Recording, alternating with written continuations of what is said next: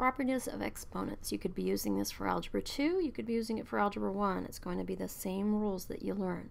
I'm not going to do anything extra from what we do in Algebra 1. Do you want to make sure we're talking the same language? So vocabulary, I want to start emphasizing that, if I haven't already. So by the end of this, make sure that you know what I mean by each of these if you didn't beforehand. And as far as the names of these rules, I'm not going to get hung up that you know the names of the rules. I just need to know that you know what to do with each of them. These three all sound alike, in here. Right? These three all sound alike. These are easy to confuse.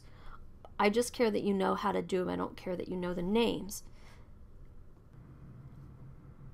Make sure we know what we're talking about, the same language here. If I talk about the B here is the base, and the A here is the exponent, and a couple other little things to say that I hope you know. I'm going to say should memorize. I hope you know most of these, but if not, get some flashcards or something. I hope that you know your perfect squares, 1 squared through at least 16 squared. 12 squared minimum, but your life is going to be a lot easier if you know through 16 squared. Your perfect cubes, 1 to the third through, I'm going to say 6 to the third, 5 to the third at minimum, but 6 to the third would be good. And then 2 raised to the different powers, 2 to the first through 2 to the sixth. And you're going to see 2 is going to be a very common one because especially when we try not to work with a calculator a whole bunch, we do 2's a lot because we can get bigger exponents, we can do more with them. And also because 2 being an even number, 4 powers of 4 break down to powers of 2. Powers of 8 break down to powers of 2. So if we go up to 2 to the 6th, we can do some interesting things, and the quicker you have them memorized, the better off you are. All right, so that being said, let's look at a pattern that happens when we raise things to a power. So I'm going to just make a little t-chart here. I like t-charts. And I'm just going to start in the middle somewhere here with 2 to the 2nd power. Everybody's going to agree 2 to the 2nd power is 4. And 2 to the 3rd power, if I times that by 2, I get 8. And if I times that by 2, I get 16. When I say 2 to the 1st power, that's just plain old 2, right? Anything without an exponent has a little invisible exponent of 1. So that's just regular old 2. Now look what's happening going backwards here. 4 divided by 2 is 2. 8 divided by 2 is 4. So if I go back this way again, I'm going to divide by 2 to get the next one in the pattern. Dividing by 2, I get 1. That's going to be 2 to the 0. Notice I'm just going back following that same pattern of exponents. If I go back again, divide by 2, I get 1 over 2. I get 1/2. 1 divided by 2. That's 2 to the -1. And I could keep going and going. That's going to be -2. 2 to the -3 is going to be 1 over 8. That's this flipped over, right? So those are the first couple rules we're going to talk about. The first couple rules we'll talk about have to do with negative exponents.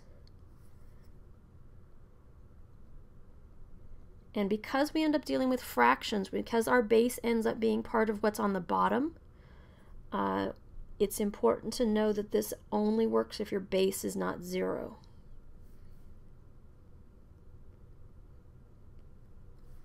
If our base equals 0, then we end up with undefined. We can't do it. So it's going to be that if I have some number with a negative exponent it's going to be the same as 1 over that number with a positive exponent. If I have x to the negative 5, it's 1 over x to the 5th. If I have 4 to the negative 3, it's 1 over 64, because 4 to the 3rd power is 64. So that's negative exponents.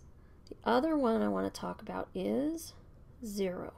0 is a special one, and next semester we'll get into logs. Logs are related to exponents, and 0 becomes an important one. And I love to throw these at you. 0 exponents. Again, we can't have the base cannot be equal to 0. But a 0 exponent, you always end up with 1. So I can have x to the 0. That's 1. I can have 297 to the 0.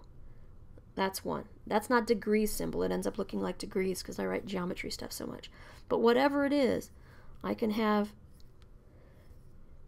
a to the 3rd, b to the 4th, to the 0 power, that equals 1. I don't have to do any math. I don't have to talk about any of those exponent rules we're about to talk about.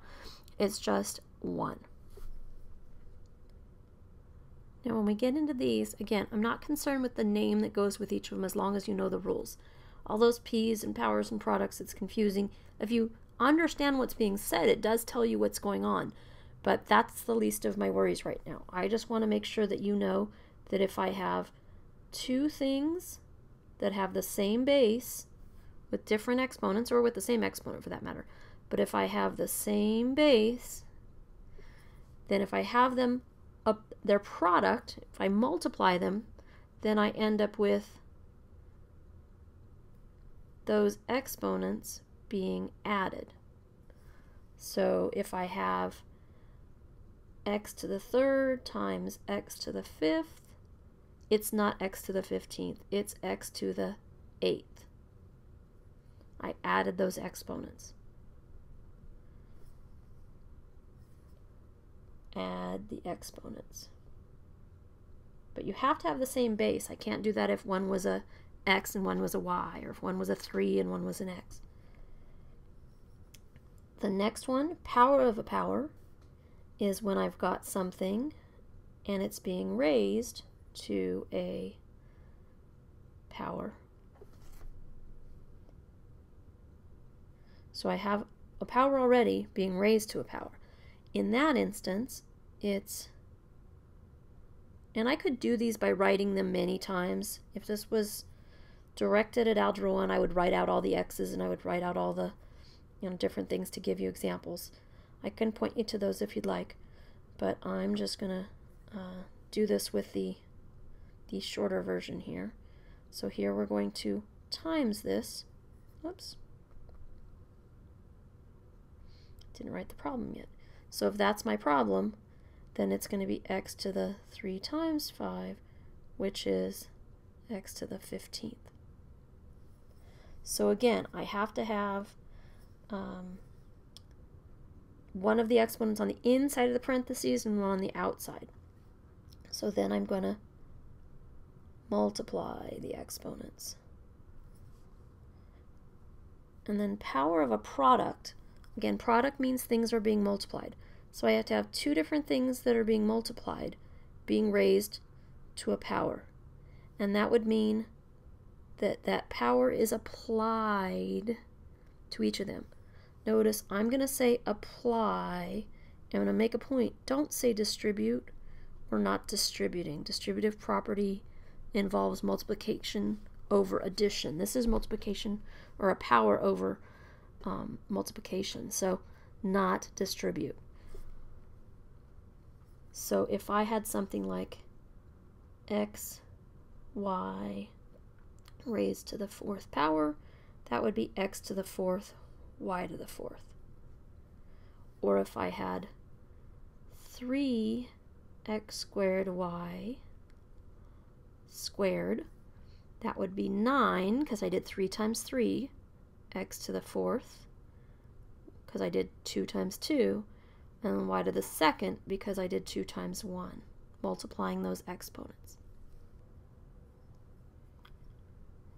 quotient of powers, now we have division going on.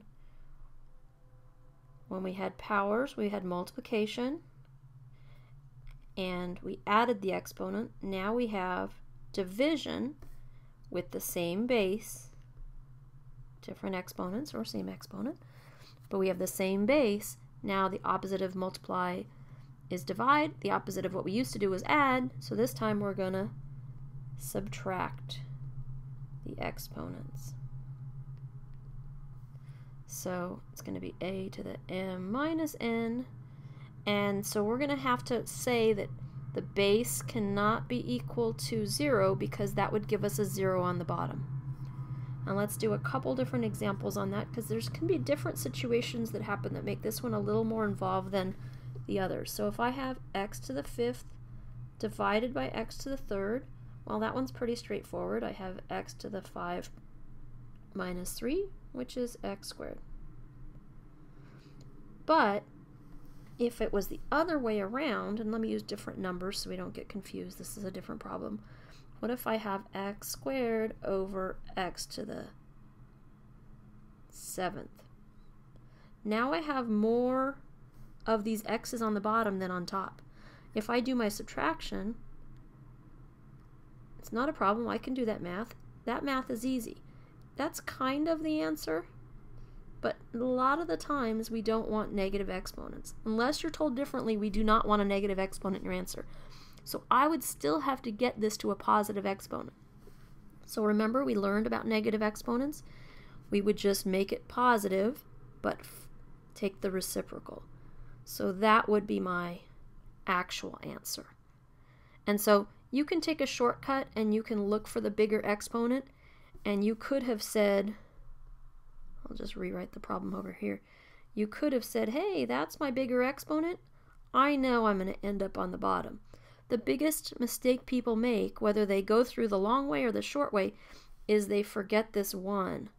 Don't forget that it doesn't just become x to the 5th. 1 over x to the 5th is way different than x to the 5th. Don't forget the numerator. Now we've got a power of a quotient. So I've got some thing being divided that's being raised to a power.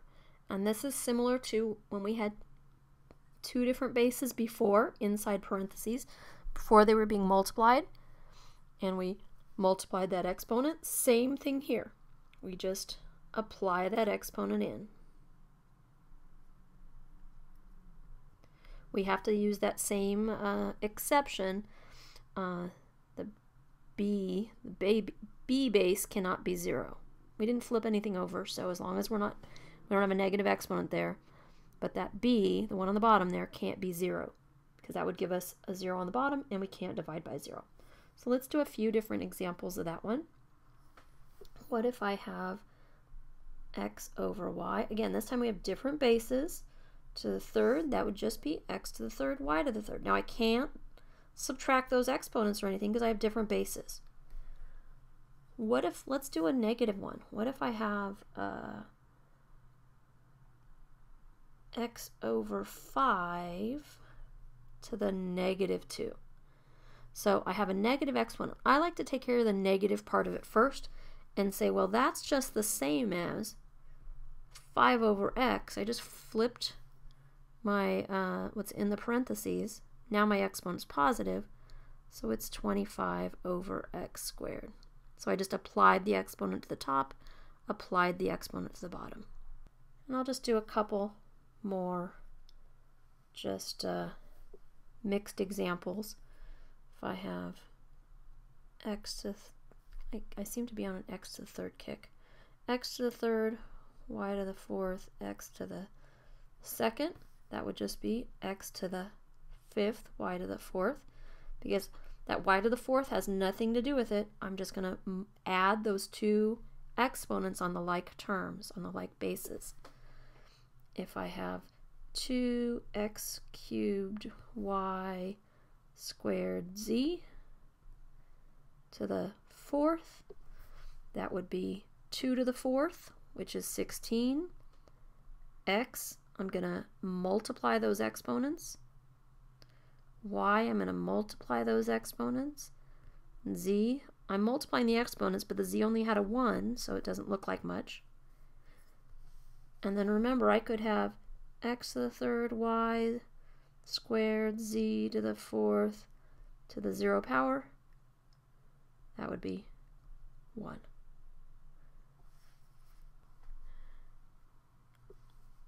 On the vocabulary, I don't think I ever really used simplify and evaluate. When we're doing like 5 squared, we evaluated and we got 25. When we did 2 to the fourth, we evaluated and got 16. When we did x to the third times x to the fifth, all we could do was simplify and get x to the 8th.